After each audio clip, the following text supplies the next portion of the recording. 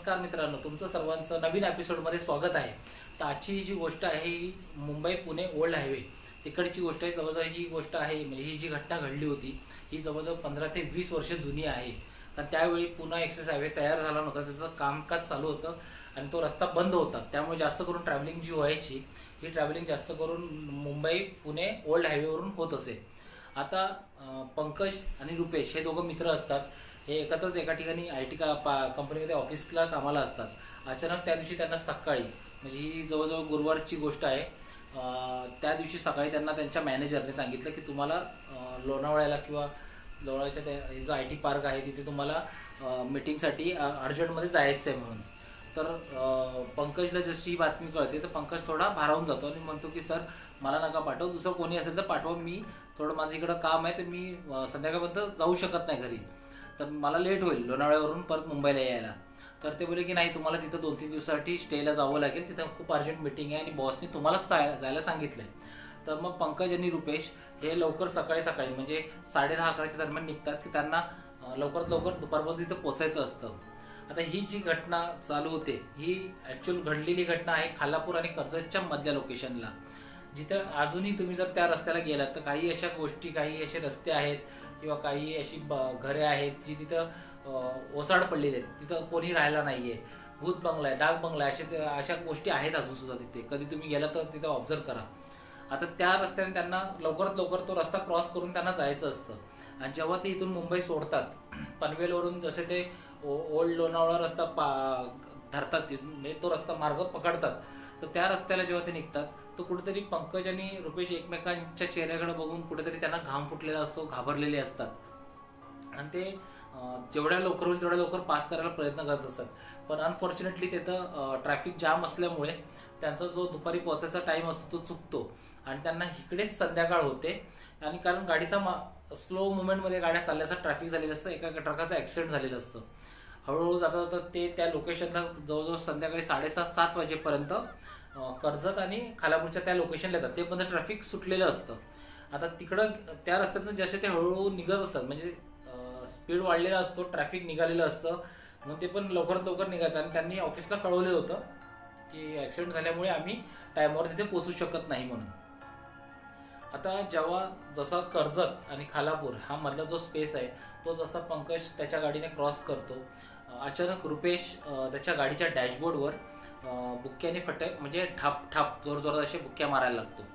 तर पंकजला पण कळत नाही, पंकज त्याच्याकडे बघायला लागतो। पंकज बोलतो रुपेश असं का करतोयस, रुपेश त्याच्याकडे बघत नाही। रुपेश फक्त, कारण हे दोघंच असतात गाडीमध्ये, रुपेश जोराने डॅशबोर्डवर जोरजोरात बुक्क्या मारत असतो। आता पंकजला हे आवडत नाही, कारण शेवटी प्रत्येकाला आपली गाडी जीवासारखी प्यारी असते।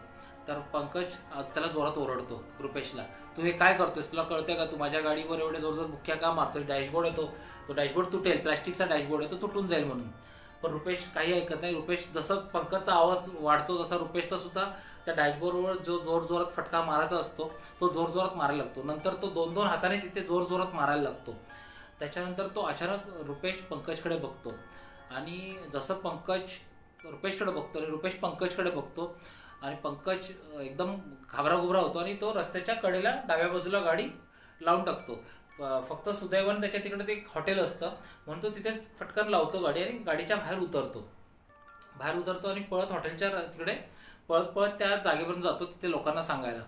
तर लोक जेव्हा त्याच्याबरोबर धावत येतात तेव्हा ते बघतात तर रुपेशचे पूर्ण डोळे, म्हणजे जसं आपलं हे काळे बुंबुळ आहेत, रुपेशचे काळे बुंबुळ नसतात, सगळं हे पांढरं झालेलं असतं, पूर्ण डोळे त्याचे पांढरे असतात आणि फक्त तो एकटक पंकजकडे बघत असतो। पंकज पूर्ण घाबरलेला असतो, त्याचे हातपाय थरथरत असतात। मग ते लोक त्याला विचारतात की काय झालं, कुठं काय झालं का, तो घाबरलाय का, कुठे होतं, नाही आम्ही कुठे उतरलो नाही, आम्ही ट्रॅफिकमध्ये होतो, ट्रॅफिकमधून आम्ही आलो आणि असं हे झालं। तर ते लोक रुपेशला गाडीच्या बाहेर काढतात। ते बोलतात की ह्याला कुठेतरी हॉस्पिटलला वगैरे न्यायला पाहिजे, कोण म्हणतं त्याला मिरगीचे झटके आले असतील, म्हणजे फिट वगैरे येते तेव्हा पण डोळे पांढरे होतात, मिरगी आली असेल, त्याला कांदा लावा किंवा चमड्याची चप्पल आणा, प्रत्येकजण गावातले लोक एक एक बोलत असतात। तर पंकज म्हणतो की नाही, हे जरा वेगळं प्रकरण आहे, तर तुम्ही कुठेतरी जे बाबा वगैरे असतात त्यांना बोलवा, कारण आम्हाला लवकरात लवकर लोणावळ्याला पोचायचं आहे आणि हे पहिल्यांदाच मी बघतोय रुपेशची ही अवस्था झाली आहे म्हणून। पण रुपेश फक्त एक टक करून पंकजकडे बघत असतो आणि पंकज पण त्याला बघून घाबरलेला असतो। तेवढ्यात रुपेशच्या तोंडात आवाज येतो, रुपेश त्याला बोलतो पंकज खरं खरं सांग ना काय झालं ते. तर सगळे गाववाले जे जमा जमा झालेले असतात तिकडचे गाववाले ते पंकजकडे बघायला लागतात. तर पंकज म्हणतो नाही काही झालं नाही, का तो ऑलरेडी घाबरलेला असो. तर गाववाल्यांना पंकजवर डाऊट येतो की काहीतरी घटना घडली आहे आणि हा पोरगा असा आजारी पडलाय किंवा अशी त्याला मिरगी आली आहे आणि हा पोरगा लपवतोय आपल्यापासून काहीतरी. तर पंकज म्हणतो नाही नाही तसं काही झालं नाही, तुम्ही बघू शकता माझ्या गाडीला पण काही ॲक्सिडेंट झालं नाही, काही झालं नाही, आम्ही व्यवस्थित होतो. हा माझ्या गाडीच्या डॅशबोर्डवर जोरदार बुक्क्या मारत होतो म्हणून मी ह्याला ओरडलो तर ह्याने फक्त माझ्याकडे बघितलं तर ह्याचे डोळे जे काळे बुंबूळ असतात हे त्याच्या डोळ्यामध्ये नव्हते, फक्त डोळे पांढरे त्याचे. आणि हा बघतोय कसा, माणूस दिसतोय कसा याला, म्हणजे मला काहीच कळत नाही. म्हणून मी गाडी साईडला लावली आणि मी पळत पळत तुमच्याकडे आलो मदतीसाठी. मग लोकांनी त्याला बाहेर काढलं रुपेशला आणि त्याला धरायचा प्रयत्न केला, पण तो लोकांना असा झटके देत होता, म्हणजे जसे काय त्याच्यामध्ये एखादी ताकद संचारते आणि तो कोणाला जवळ हे येऊ देत नव्हता, अशा हातवारे करत होता सगळ्यांना, म्हणजे लांब लांब व्हायला हे करत होता. त्याच्यानंतर तो पंकजकडे बघत बसला आणि मग पंकजला परत म्हटला खरं खरं सांग पंकज काय झालं ते खरं खरं सांग. तेव्हा पंकज रडायला लागला. पंकज म्हणतो रुपेश तू असं का बोलतोयस, तू पण होतास ना तेव्हा, मग असं काय झालं की तू माझ्यावर आरोप करतोयस. तर रुपेश म्हणतो नाही मी रुपेश नाही बोलत आहे, तू अजून पण खरं बोल पंकज, असं काय झालं की तू आम्हाला सोडून पळून गेलास म्हणून. मग त्याच्या जी गावातली लोक होती त्याला पण बोलायला लागली की तुम्ही काहीतरी चूक केली, थांबा आम्ही पोलिसांना बोलवतो. पंकज बोलतो पोलिसांना बोलवू नका, मी खरं खरं तुम्हाला काही जे घडलेली घटना ती सांगतो, पण याच्यात माझी चूक नाही आहे. आता ही जेव्हा पंकज त्या गावकऱ्यांना सांगायला सुरुवात करतो तेव्हा तो बोलतो की बरोबर 1 वर्ष आधी हे चौघं मित्र जेव्हा नुकतेच कामाला लागले होते, ऑफिसला लागले होते, आणि तेव्हा हे चौघे मित्र म्हणजे पंकज, रुपेश, योगेश आणि राहुल हे 4 मित्र जसे आताचे IT वाली पोरं नाईट आऊटसाठी निघतात, म्हणजे फ्रायडे नाईटला निघतात, सॅटर्डे आणि संडे हे 3 दिवस ते फक्त लोणावळा पुन्हा फिरून येतात, तसंच ह्या लोकांनी प्लॅन केलेला असतो. हे चौघं गाडी घेऊन निघतात. पंकज स्वतः ड्राईव्ह करत होता, रुपेश त्याच्या बाजूला बसलेला, राहुल आणि योगेश मागे बसले होते. आता हे त्या टायमाला रात्रीच्या टायमाला म्हणजे जवळजवळ 9:30-10च्या दरम्यान हे लोक कर्जत आणि खालापूरचा जो रस्ता क्रॉस करत होते. त्या टायमाला त्यांनी बघितलं की एक बाईकवाला तिथे पडलाय, जसं स्लिप होऊन एखादा माणूस पडतो ना तसं तो पडलाय, त्याच्यावर त्याचं लहान पोरगं तिथे खाली पडलंय आणि त्याच्या मागे जी त्याची बायको बसली होती ती तिकडं पडली आहे. आणि त्या टायमाला म्हणजे जवळजवळ ही 15-20 वर्ष आधीची गोष्ट सांगतो तुम्हाला, तेव्हा एवढ्या गाड्यांचा लोड नव्हता, म्हणजे एवढ्या गाड्या रस्त्याला जात नव्हत्या आणि 9-10 वाजता म्हणजे क्वचित एखादी गाडी पास व्हायची. आणि तेव्हा रस्त्याला दुर्फत असे लाईटीचे खंबे वगैरे नव्हते, त्यामुळे तुमच्या हेडलाईटचा जो प्रकाश आहे त्याच हेडलाईटच्या प्रकाशावर गाड्या जायच्या. आता हे जेव्हा त्या लोकांनी त्यांच्या गाडीच्या हेडलाईटने लाईटने बघितलं की असं ॲक्सिडेंट झालेला आहे, एक माणूस तिथे पडलेला आहे आणि तो सुद्धा पडलाय, त्याचा लहान पोरगा जो 4-5 वर्षाचा आहे तो पण तिथे पडलाय, रक्त दिसतंय पडलेलं आणि जी त्याची बायको आहे ती सुद्धा तिथे पडलेली आहे, बाईक आडवी पडलेली आहे. तर हे लोक ज्या स्पीड नव्हते त्यांना थांबवते जरा गाडीपासून थोड्या अंतरावर जाऊन त्यांनी गाडी थांबवली. आता क्षणाचाही विलंब न करता योगेश आणि राहुल मागच्या दरवाजाने फटाफट उतरले आणि पळत गेले आणि रुपेश आणि पंकज तिथेच थांबले आणि पंकज गाडीमध्येच बसला होता. रुपेश दरवाज्यातनं बाहेर येऊन उभा राहिला होता की काय झालं बघायला, आणि जी गाडीची मागची लाईट असेल त्या लाईटीच्या त्याच्यावर ते लोक तिथे मागे पळत गेले. आणि जेव्हा ते पळत त्यांनी जाऊन त्या माणसाला जेव्हा राहुलने असं उचलायचा प्रयत्न केला की म्हणजे वाचलाय की बेशुद्ध पडलाय हे बघण्यासाठी जेव्हा राहुलला हे केलं, त्याच टायमाला त्या माणसाने जो खाली पडला होता त्या माणसाने एक स्क्रूड्रायव्हर मोठा त्याच्या छातीमध्ये घुसवला. आता हा राहुलच्या छातीमध्ये जसा घुसवला आणि मोठा स्क्रूड्रायव्हर होता, त्यामुळे जसं त्याच्या छातीत घुसवला गेला तसा राहुल तिथंच कोसळला आणि जोरात ओरडायला लागला. आता हे जसं योगेशने बघितलं तर योगेश ॲक्च्युली ते बाईकच्या पुढे म्हणजे त्या लेडीजला उचलायला गेला होता आणि राहुल इकडे ह्या साईडला होता त्या माणसाला उचलायला. आता हे जसं त्याने बघितलं तर त्याला रिटर्न परत यायचं होतं, कारण मधी तो माणूसच होता. आता तो त्या बाईला उचलत होता, त्या बाईला हे करता करता त्याने जसं राहुलला बघितलं की राहुल ओरडतोय आणि पडलाय, म्हणजे त्याला कळलंच नाही काय झालं. ते बघून तो फिरून फक्त राहुलकडे पळेपर्यंत त्या बाईने मागून चाकूने त्याच्या पाठीवर वार केला तर योगेश पण खाली पडला आणि योगेश सुद्धा जोरजोरात ओरडला. आता हे रुपेशने डोळ्यांनी साक्षात म्हणजे पूर्ण सरळ बघतोय की असं घडतंय म्हणून, आणि तो जोरजोरात ओरडायला लागला, राहुल योगेश म्हणून ओरडायला लागला. पंकजने फक्त मागे वळून बघितलं काय झालं म्हणून. आता ह्या धावपळीमध्ये आणि ह्या आरडाओरडमध्ये रुपेशला सुद्धा काही कळलं नाही आणि पंकजला सुद्धा काही कळलं नाही. आणि रुपेश जात होता वाचवायला, पण त्याने जेव्हा बघितलं की तो माणूस राहुलच्या पोटावर बसून राहुलच्या छातीत घातलेला जो स्क्रूड्रायव्हर होता तो काढून त्याने झपाझप त्याच्यावर वार चालू केले होते. ती जी बाई पडली होती त्या बाईने सुद्धा योगेशच्या पाठीमागे चाकूने वार करायला सुरुवात केली होती. आणि हे रुपेश डोळ्यांनी बघतोय. रुपेश पंकज गाडी मागं घेत होता, कारण पंकजने रिव्हर्स गिअर टाकला. राहुल ओरडत होता की मला वाचवा वाचवा म्हणून. पण त्यांना ते बघितलं की हे लोकांनी त्यांना मारून, म्हणजे जिथं राहुलचा जीव गेलाच होता आणि तो परत त्या गाडीच्या दिशेने पळत होता पंकजवर आणि रुपेशवर हल्ला करायसाठी. तसे लगेच रुपेश गाडीत बसला आणि कशी बशी पंकजने तिथून गाडी पळवली. गाडी पळवून ते पुढे जाऊन जवळजवळ ते एक अर्धा किलोमीटरवर गेले. तिथं पोलीस स्टेशन होतं. पोलीस स्टेशनमध्ये जाऊन त्यांनी ही सगळी हकीकत सांगितली. पण पोलिसांनी पहिला डाऊट ह्यांच्यावरच घेतला. ह्यांची सगळी टेस्टिंग वगैरे करायला लावली. ते बोलले की आम्ही जे काही तुमचे टेस्टिंग असतील, म्हणजे अल्कोहोल चेक करणं वगैरे काही असेल ते आम्ही सगळं करायसाठी तयार आहे. तर तुम्ही पहिले जाऊन त्या स्पॉटवर चला, आमच्या 2 मित्रांना मारले म्हणून. ते बघतात की हे दोघं तर चांगले, त्यांना काय झालं नाही, त्या दोघांना कसं काय मारलं. मग पोलीस थोडे ह्यांच्यावर पण डाऊट घेतात आणि पोलीस पेट्रोलिंग करायला तिथं जाते. पण तिथं गेल्यावर बघतात तर तिथं काही नसतं. फक्त त्या रस्त्यावर माती पसरलेली असते. ना बाईक असते, ना लहान पोरगा असतो, ना तो माणूस असतो, ना बाई असते, ना त्याचे ते दोन्ही मित्र असतात. फक्त तिथे ज्या रस्त्यावर ते सगळं झाले तिथं माती टाकलेली असते, सगळी माती वगैरे टाकलेली होती.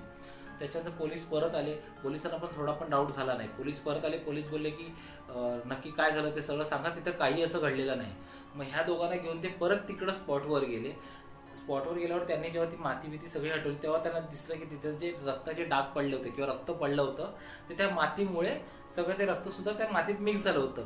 त्यामुळे आणि त्या टायमाला एवढे इक्विपमेंट नव्हते की हा रात्रीची वेळ होती. मग पोलिसांनी सुद्धा बोलले की ठीक आहे, आम्ही उद्या एकदा इन्क्वायरी करतो. रक्ताचे थोडे डाग दिसत आहेत आम्हाला, म्हणजे इथं काहीतरी झालेलं आहे, पण आता आम्हाला येतं. तरी पोलिसांनी पण बॅटरी वगैरे अंधारात मारून चेक केली. शेवटी ते सुद्धा माणूसच आहेत. असे काही नाही की ते पोलीस आहेत म्हणजे ते जंगलात किंवा झाडाझुडपात बिंदास जाऊन बघतील. शेवटी त्यांचा सुद्धा जीव तेवढाच प्यारा आहे. तर त्याने सुद्धा बॅटऱ्या मारल्या आणि ते तिथून निघून गेले. ते बोलले आम्ही उद्या सकाळी चेक करू म्हणून. आणि हे प्रकरण तिथे आल्यानंतर ह्यांचे आईवडील वगैरे आले. राहुल योगेशचे आईवडील सुद्धा आले. ह्यांच्या बॉड्या सुद्धा भेटल्या नाहीत. शेवटपर्यंत ह्याच्या बॉड्या भेटल्या नाहीत. आता ही गोष्ट घडली त्याच्यानंतर 1 वर्ष झालं. 1 वर्ष झाल्यानंतर आता हे चालले होते आणि जेव्हा रुपेशने डोळे पांढरे केले, रुपेश त्याच्या गाडीवर डॅशबोर्डनी मारायला लागला, तेव्हा त्या रस्त्याने त्या रस्त्याने जाताना तो दिवस होता अमावस्येचा. आणि कुठेतरी रुपेशला तो झपाटा आला होता राहुलचा. राहुल त्याच्या अंगात आला होता आणि राहुलचं हेच म्हणणं होतं पंकजला की मी हाका मारत होतो, तू मला वाचवायला का नाही आलास. कारण ते दोघं होते, आपण चौघे होतो. जर तुम्ही दोघंही सुद्धा आले असते तर क्वचित आम्ही वाचू शकलो असतो. कारण ते दोघं नवरा बायको होते. आपण चौघांनी सुद्धा त्यांना आपण मारलं असतं किंवा आपण चौघांनी सुद्धा त्यांचा जर प्रतिकार केला असता तर आज आमच्या दोघांचा जीव वाचला असता. आणि ते कुठेतरी इनडायरेक्टली पंकजला आरोप करत होते की तुझ्यामुळे आमच्या दोघांचा जीव गेला, तर ह्याला कारणीभूत तू आहे आणि आता आम्ही तुला सुद्धा सोडणार नाही. आणि पंकज कुठेतरी घाबरून गेला होता. तो त्याला म्हणजे क्लिअर करत होता की हे सगळं जे घडलेलं आहे आणि हे सगळं जे झालेलं आहे हे माझ्यामुळे झालं नाही. मी वाचवण्याचा प्रयत्न करत होतो, मी गाडी मागं घेत होतो, पण जेव्हा मी तुझ्याकडे बघितलं तर तू खाली पडला होता. आणि कारण त्याने जवळजवळ 7-8 वेळा तुझ्या छातीमध्ये स्क्रूड्रायव्हर घुसवला होता आणि तू खाली पडला होता, रक्तबंबाळ झाला होता. म्हणून आम्ही आमचा जीव वाचवण्यासाठी तिथून पळ काढला. कारण योगेशवर सुद्धा त्या बाईने चाकूने हल्ले करून योगेश सुद्धा जागेवर ठार झाला होता. आता जो पंकज बरोबर मित्र होता रुपेश, हा काही ऐकायलाच तयार नव्हता. हा पंकजला म्हणतो की नाही, आम्ही दोघंही आमच्या म्हणजे आमचा जीव गेला, आम्ही दोघांनी आमचा जीव गमावलेला आहे आणि तू चांगला आहेस, रुपेश चांगला आहे, तर असं होणार नाही. आपण जिवलग मित्र आहेत, आपण लहानापासून एकत्र होतो, आपण एकत्र कामाला होतो, आपण कॉलेज एकत्र शिकलो, तर मी तुला माझ्यासोबत घेऊन जाणार. आणि पंकज कुठेतरी घाबरतो. पंकज परत आपल्या आईवडिलांना बोलवतो. रुपेशचे घरातले येतात, त्याला हॉस्पिटलमध्ये ॲडमिट करतात रुपेशला. डॉक्टरांना काही कळत नाही, कारण डॉक्टर सगळे टेस्टिंग वगैरे करतात, इव्हन त्याचा MRI CT स्कॅन सगळं करतात, पण त्याचं काही समजत नाही की त्याचे डोळे असे पांढरे का झालेत. आणि डोळे पांढरे झाल्यानंतर पण रुपेश क्लिअर बघत होता, कारण तो प्रत्येकाला हाका मारायचा, त्याच्याकडे तसा नीट बघत होता. तर डॉक्टरांना सुद्धा हे समजत नव्हतं की काय घडतंय म्हणून. आणि 4-5 दिवसांनी रुपेश व्यवस्थित नॉर्मल झाला. त्याचे जे काळे डोळे म्हणजे हे जे बुंबूळ असतात हे परत त्याचे व्यवस्थित आले होते आणि रुपेश सुद्धा नॉर्मल झाला होता. आता कुठेतरी एक 10 दिवस ह्या गोष्टीला घडून गेले. 10 दिवसांत परत एकमेक दोघं ऑफिसला वगैरे यायला लागले. आता रुपेश पंकजला बोलला की आपण आज 1 वर्ष होऊन गेलो ह्या त्रासातनं किंवा ह्या भीतीत आपण जगतोय की आपल्यामुळे आपले 2 मित्र गेले. तर माझं असं आहे की आपण काहीतरी त्यांना भेटूया किंवा त्यांचं काय राहिलं असेल त्या रस्त्याला आपण जाऊन त्यांचं काहीतरी देऊया किंवा कोण बाबा वगैरे असतात त्यांना आपण हे करून त्यांच्या आत्मेला शांतता देऊया की ते शांत होतील आणि त्यांची आत्मा मुक्त होऊन जाईल, असं रुपेशचं म्हणणं पंकजला होतं. पण पंकजची जी हालत होती कारण तो फक्त जर त्याला पुण्याचा रस्ता जो जुना ओल्ड हायवे जर बोललं तरी पंकज घाबरायचा, पंकजचे हातपाय थरथरायचे. तर पंकज बोलला माझ्यानं काय होणार नाही.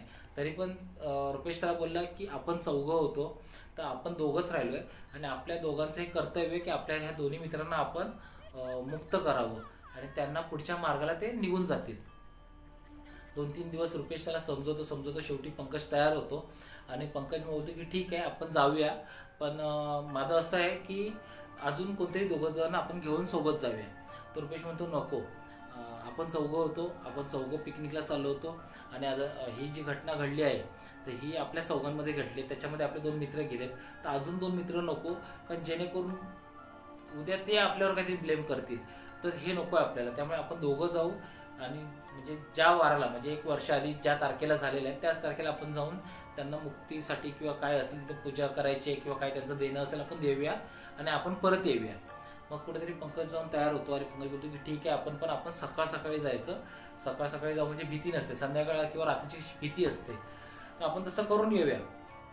रुपेश बोलतो ठीक आहे काही प्रॉब्लेम नाही, आपण जाऊया आणि तिथे जाऊन येऊया म्हणून. तो दिवस उजळतो ज्या दिवशी यांचं ॲक्सिडेंट झालं होतं, म्हणजे ज्या दिवशी त्याचे 2 मित्र योगेश आणि राहुलचं हत्या झाली होती त्याच दिवशी हे लोक सकाळी लवकर उठतात. पंकज म्हणतो की आई मी दुपारपर्यंत येईन. रुपेश सुद्धा आई वडिलांना सांगतो की मी दुपारपर्यंत जेवायला घरी येईन, आम्ही सकाळी जाऊन फक्त येतोय. पण ते खरं सांगत नाहीत कुठे चालले, ते सांगतात की आम्ही दुसऱ्या ठिकाणी चाललोय म्हणून कामाच्या ह्याने.